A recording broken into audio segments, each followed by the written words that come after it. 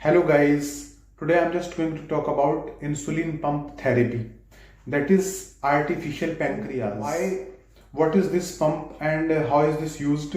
So I just want to tell you that it's an electronic device which delivers insulin in in the same way as the pancreas does, and it mimics the physiology of pancreas. It delivers bolus insulin at basal rate. It means it delivers rapid acting insulin in a long term acting way.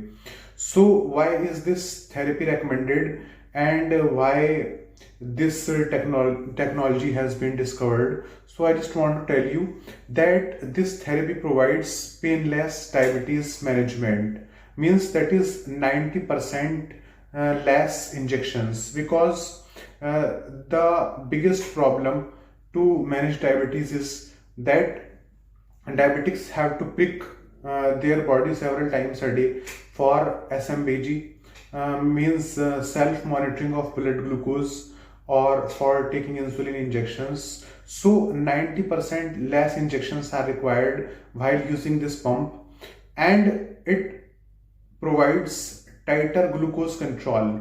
This pump can provide tighter blood glucose control because your blood sugar are not elevated, or not there are very few spikes with this pump, and it can control your blood sugars in a natural way as the pancreas does, and prevention against long-term complications, because if your blood sugars are high for a long time, it's a major risk factor for long-term complications like cardiovascular problems or stroke, and in long term there is peripheral neuropathy and nephropathy as well, and it damages kidney also and liver also.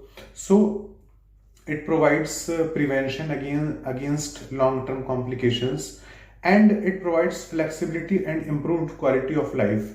With this pump you can eat in a better way. You can eat whenever you feel hungry, and you can provide yourself a bolus, and you can go outside and play and exercise as much as you want, because you know that the delivery of insulin is in your hand. So it provides flexibility and improved quality of life. Thank you so much.